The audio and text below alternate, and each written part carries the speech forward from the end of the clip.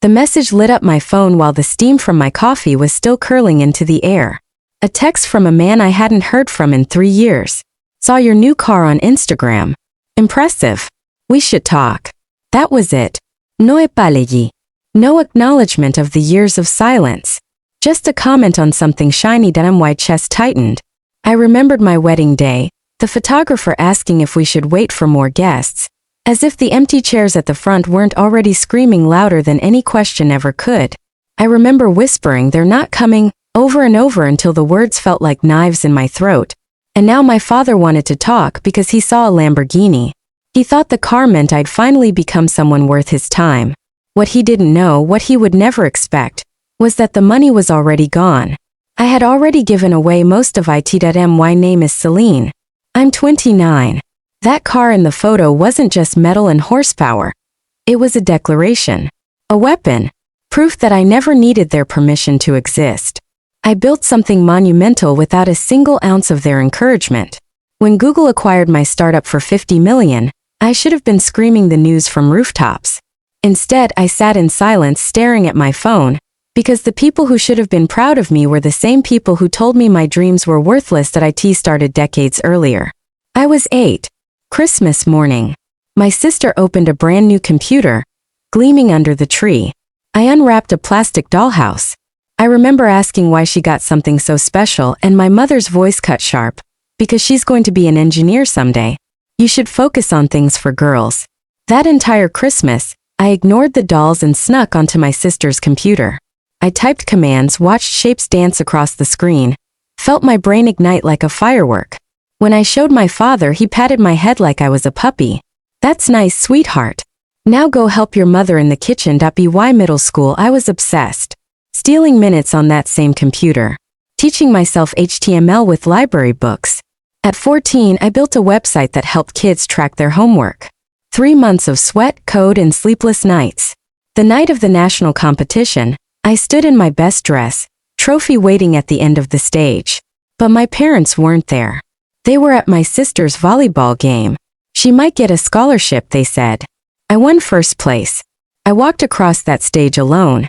That trophy still sits on my shelf, not as pride, but as a reminder of who never saw it happen. Stanford came next. A dream acceptance letter and a partial scholarship. I needed 12,000 more to attend. I showed them the letter, grinning, shaking, ready to share the biggest news of my life. My father frowned. That's not realistic, Celine. You need something stable. Nursing. Teaching.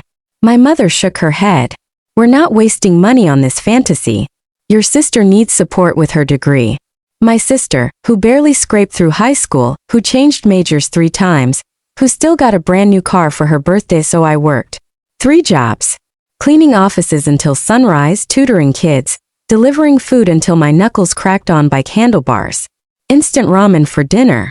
Nights spent curled on a library chair because it was warmer than my dorm. And still, when I dreamed out loud, they laughed. At 22, I told them about the algorithm I was building, something that could save lives, detect tumors with terrifying accuracy. I thought they'd finally see me. Instead, they smirked. You can't just play with computers in your garage and expect to become a millionaire. My mother sliced her chicken. Stop chasing fantasies, Celine. Someone smarter will figure it out first. 2 days later, I packed my things and left. That was the last time I ever lived in their house. 3 years ago, my wedding day arrived. I had sent invitations months early, called to confirm, reserved the front row for them. The morning of, my sister called. Sorry, my baby shower is today. Mom and Dad are coming. You understand, right? I whispered, I am family. She said, you know what I mean. I walked down that aisle to 12 guests. 12. My college mentor, my friends, my fiancé's small family. When the photographer asked if we should wait, I said no. That was the moment I realized I had spent my whole life begging for the love of people who never once chose me, so I stopped begging. I threw myself into my project. I coded until my fingers blistered. I ate pasta out of cracked bowls in a tiny San Francisco studio. My husband, Ezra, covered groceries when we couldn't afford milk. Investors rejected me 46 times. They told me I wasn't experienced enough, that I was too naive, that I should sell the idea to someone else. I cried on the floor, thinking maybe my parents had been right. But I kept coding, kept bleeding into my keyboard. And then, on my 47th pitch, everything shifted. A woman named Dr. Reyes stayed 3 hours past the meeting, grilling me with questions, ripping my data apart. At the end, she leaned back, smiled, and said 5 words. "We want to invest in you. $2 million. Enough to breathe. Enough to build. Enough to prove them wrong. 3 years blurred together. Trials. Partnerships. Lives saved. And then the call. Google wanted to acquire us. $50 million. The same week my father texted about a card. I could have called him, told him everything, handed him the story he was waiting to hear. Instead, I called my real family, Ezra, my college roommate Naomi, Professor Chun, my small team who believed in me when no one else would. I planned a dinner. 20 chairs filled with people who chose me. I wrote letters to each of them, thanking them for holding me up when I had nothing left. That night, when I announced I had donated $40 million to fund scholarships for girls like me, girls who were told their dreams were ridiculous, the room erupted in cheers. Naomi lifted her glass. To Celine, who built an empire while everyone else made excuses, who proved family isn't blood, it's belief. For the first time in my life, I felt accepted, loved without conditions, seen without shrinking. The next morning, I finally replied to my father's text. "Thanks for reaching out. My company was acquired by Google for $50 million. I've donated most of it to help underprivileged girls chase their dreams." 10 minutes later, he called. His voice wasn't proud. It was furious. "What do you mean you gave away our money? It wasn't your money. It was mine. The company you called a fantasy." My mother's voice cut in sharp. "How could you be so selfish? Your sister has loans. We have a mortgage. Family takes care of family." My sister grabbed the phone. "You owe us, Celine. We're blood." I closed my eyes. My voice didn't shake this time. "They're everything to me. Those girls are me at 14 coding while you cheered at volleyball games. They're me at 18 begging you to believe. They're me at 22 called delusional over dinner. They're everything you refused to see." Naomi, sitting beside me, took the phone. "This is Naomi. I was her maid of honor at the wedding none of you bothered to attend. I watched her eat instant ramen for 3 years to build something that now saves lives.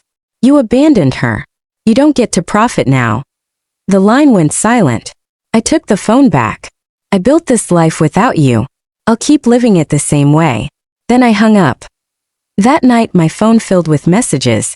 Ezra's mom saying she bragged about me at book club. Professor Chen's long email telling me she was proud. The foundation's website crashed from 3,000 scholarship applications in the first week. Girls writing about fathers who told them computers weren't for them. Mothers who said math was too hard. Teachers who told them to shrink. Their words carved into me like mirrors of my past. And for the first time in 29 years, I didn't feel the ache of missing parents. I felt freedom. Because success isn't about proving yourself to people who never wanted you to succeed. It's about building a life so full, so loud, so radiant that their silence no longer matters. I stopped chasing their love. I started creating a legacy. And if you've ever been the outsider, if you've ever sat at an empty table waiting for someone who never came, I want you to hear me now. Blood doesn't make family. Loyalty does. Love does. Belief does. So choose your family wisely. And never ever apologize for outgrowing the ones who tried to clip your wings.